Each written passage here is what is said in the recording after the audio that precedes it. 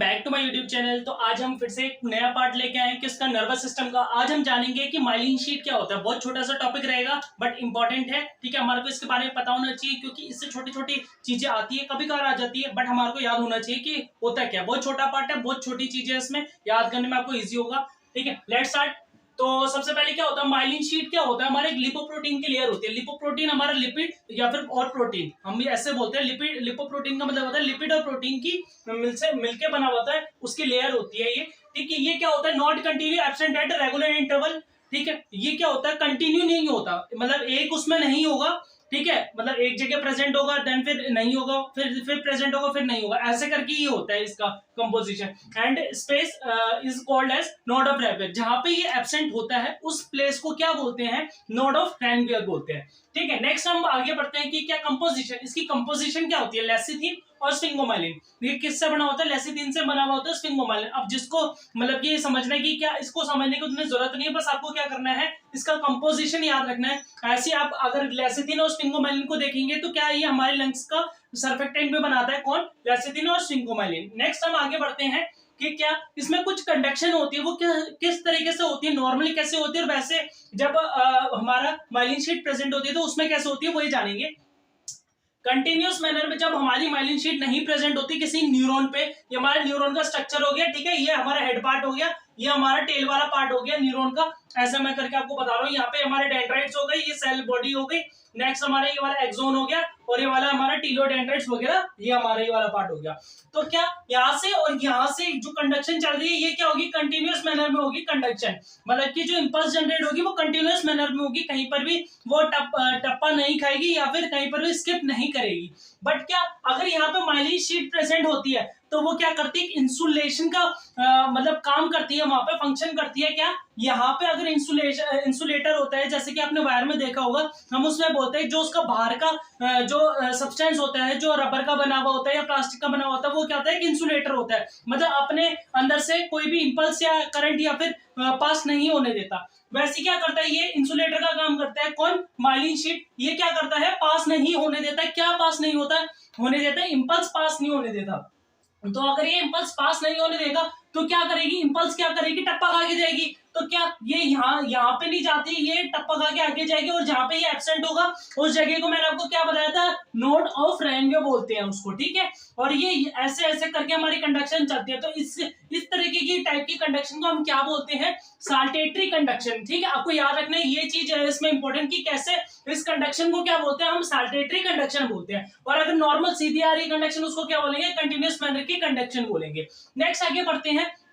ये तो हमारा ये चीज होगी। नेक्स्ट हमारा यहाँ पे फंक्शन, जैसा कि मैंने आपको बताया कि क्या, एक तो इंसुलेशन का मैंने आपको बताया कि वो पास नहीं होने देती अपने में से। नेक्स्ट क्या, फास्ट कंडक्शन। फास्ट कंडक्शन आप सोचोगे कि कैसे, कि ऐसे कि यहाँ पे अगर ये यहाँ से यहाँ तक का प्रोसेस अगर करती, यहाँ से चल के आती सीधा सीधा, तो इसको पूरा का पूरा पाथ कवर करना पड़ता। बट अगर ये टप्पा खा के जा रही है तो इसको कितना पाथ कवर करना पड़ रहा है, यहाँ का थोड़ा पाथ, देन फिर यहाँ का थोड़ा पाथ, देन यहाँ का थोड़ा पाथ, ऐसे करके करना पड़ रहा है। तो क्या इसको जो टाइम लगेगा, मतलब कि जो इसका वो होगा पाथ, वो कम हो जाएगा, तो स्पीड क्या होगी उसकी, फास्ट हो जाएगी। तो कंडक्शन क्या होगा उसका, फास्ट हो जाएगा। नेक्स्ट आगे बढ़ते हैं, माइलिन शीट। अगर माइलिन शीट का डीजनरेशन हो जाता है तो उसको हम क्या बोलते हैं, डीमाइलिनेशन बोलते हैं। माइलिन शीट का डीजनरेशन, डीमाइलिनेशन। अगर ये डीमाइलिनेशन हमारा सीएनएस में होता है तो क्या होगा, पीएनएस में होगा तो क्या होता है वो हम जानेंगे। सीएनएस में अगर होगा तो उसको हम, कोई एक डिजीज होती है उसको क्या बोलते हैं, मल्टीपल स्क्लेरोसिस।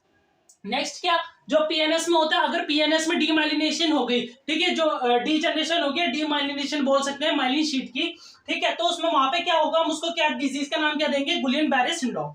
नेक्स्ट आगे बढ़ते हैं। एक चीज मैं आपको बताऊंगा, छोटी सी चीज है ये बट याद रखने वाली चीज है ये, क्योंकि ये जब टर्म्स आती है तो हमारे को पता नहीं चलता ये ग्रुप ऑफ एक्सॉन है या फिर ग्रुप ऑफ सेल बॉडी है। तो आपको मिक्स नहीं करनी है ये चीज। ग्रुप ऑफ एक्सॉन को हम क्या बोलेंगे, हमने पीएनएस में हम क्या बोलेंगे, नर्व फाइबर बोलेंगे, और सीएनएस में क्या बोलते हैं, नर्व ट्रैक्ट बोलते हैं। आपको कंफ्यूज होने की जरूरत नहीं है। यहाँ पे जगह स्पेस कम थी इसलिए मैंने एन करके लिख रखा है, डिनोट कर रखा है। यहाँ पे एन से क्या मतलब है, नर्व है। आगे देखते हैं, ग्रुप ऑफ सेल बॉडी जो होता है टीएनएस में सेल बॉडी के ग्रुप को हम क्या बोलते हैं, गैंग्लिया बोलते हैं, और सीएनएस में क्या बोलते हैं, हम उसको न्यूक्लियाई बोलते हैं। आगे बढ़ते हैं, ये हमारा एक स्ट्रक्चर है, इसमें मैं आपको बताऊंगा कि व्हाइट मैटर ग्रे मैटर कहाँ प्रेजेंट होता है, कहाँ प्रेजेंट नहीं होता। अब ये वाला हमारा ऊपर वाला जो पार्ट है यहाँ से यहाँ तक का, ये हमारा आ जाएगा ब्रेन का। नेक्स्ट जो आपको यहाँ पे ये लॉन्गिट्यूड वाला पार्ट दिख रहा होगा लंबा सा, ठीक है, तो ये आपको ये वाला जो हमारा पार्ट है हमारा है स्पाइनल कॉर्ड। तो क्या आपको पेरिफेरी रीजन में, पेरिफेरी मतलब साइड साइड के रीजन में, बाहर के साइड वाले रीजन में, ठीक है, तो पेरिफेरी वाले रीजन में आपको क्या दिख रहा है, यहाँ पे सेल बॉडी प्रेजेंट है, ठीक है, और यहाँ पे बीच वाले पार्ट में क्या प्रेजेंट है, एक्सोन प्रेजेंट है। तो जहां पे एक्सोन प्रेजेंट है वहां पे क्या होता है, हमारा व्हाइट मैटर होता है, और बाहर में जहां पे सेल बॉडी प्रेजेंट होती है तो वो क्या बनाती है, ग्रे मैटर बनाती है। तो क्या मैंने जैसे बोला पेरिफेरी में ग्रे मैटर हो गया, और सेंटर में हमारा क्या हो जाएगा, व्हाइट मैटर हो जाएगा।